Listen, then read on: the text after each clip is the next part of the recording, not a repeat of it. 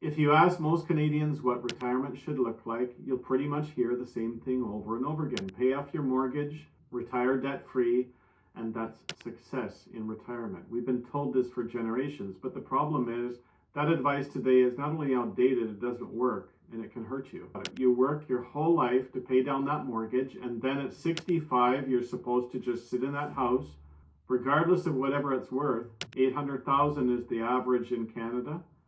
$1 million, sometimes $2 million worth of equity that you might be sitting on, and you're never supposed to touch a cent of it.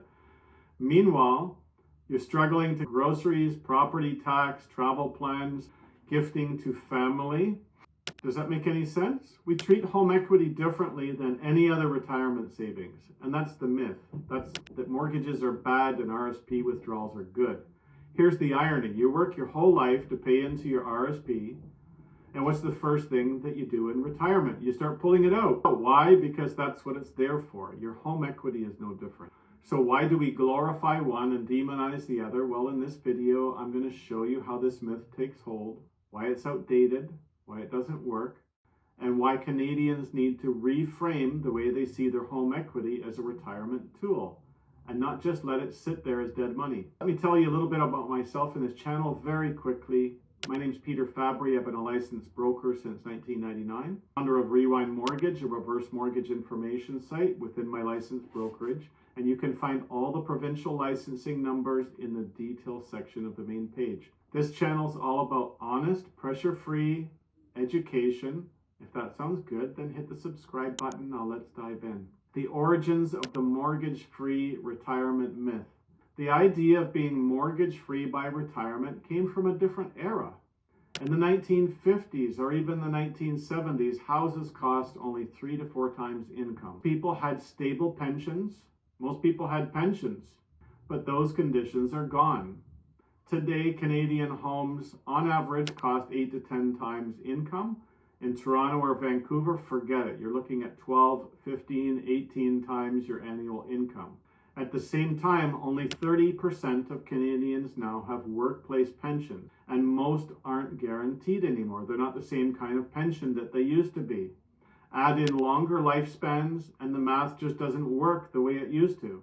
There is an RSP versus home equity double standard. Here's the double standard. You contribute to RSPs your whole career. The entire point is to pull money out when you stop working. No one ever says, don't touch those RSPs, leave it for the kids, because that would defeat the purpose. The RSP is there for your retirement. Now compare that to your home. You've spent decades paying the mortgage, building equity, yet when you retire, people say, why would you ever get a mortgage again? Well, the answer is the same as with an RSP, because that's what it's there for, to live your retirement healthy and happy.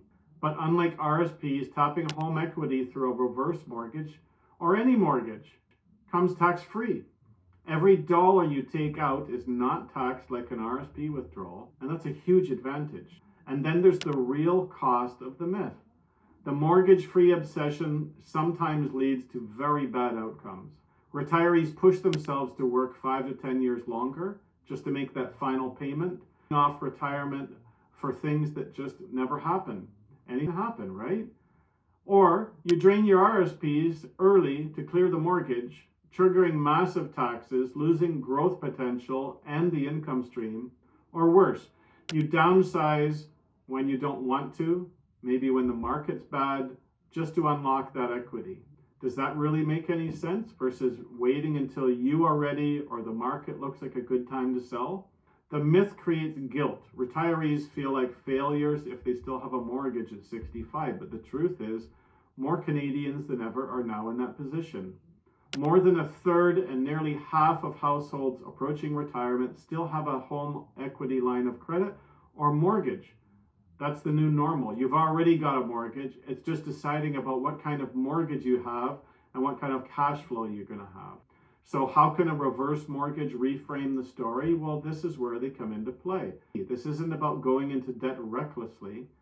These lenders that are lending on true reverse mortgages, they are highly regulated, and their intent with the lending is that your equity remains preserved.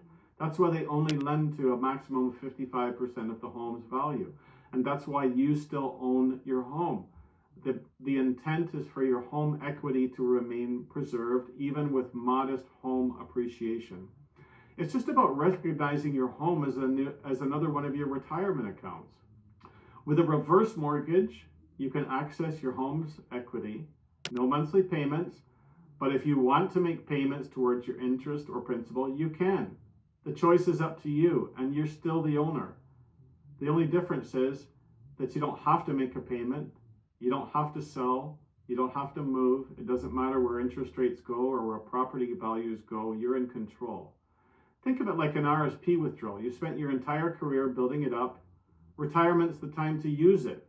The only difference is home equity withdrawals are tax-free and you still get to live there. So let's bust a couple myths, and while we're here, no, the bank does not own your home, and no, you will not lose everything to interest. Yes, you can still leave an inheritance. In fact, it now becomes easier to leave an inheritance because you can pull money out and see your children or grandchildren enjoy that inheritance while you're alive. Because even modest home price growth protects equity. So here's some examples of the new retirement reality, and you can decide which one works better or makes more sense for you. First of all, Susan in Calgary, retired at 66, mortgage-free, drained her RRSPs to get there, ended up paying more in tax than she saved in interest, and now her investments are gone, and she has no cash flow to fall back on.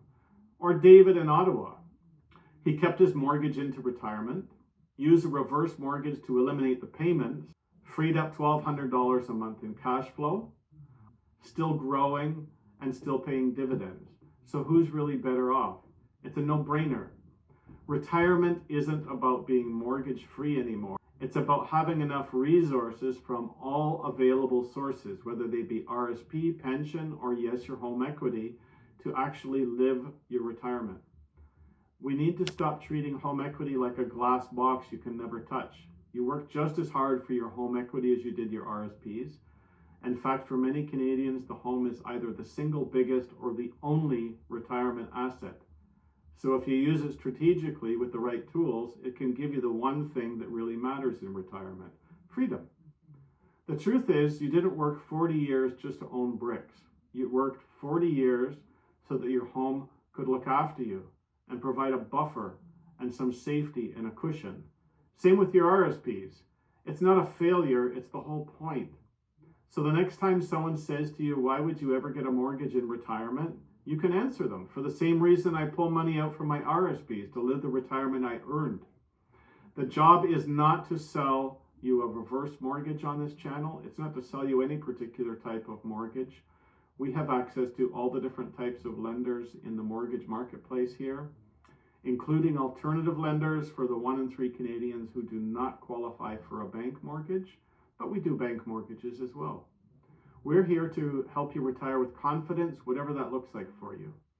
Please don't forget to hit subscribe if you found this video helpful. Stay tuned for the next video, and remember, you can contact me privately or find more information at rewindmortgage.ca, or simply leave a message in the comment. I promise I'll get back to you. Thanks again for watching. We'll see you in the next one.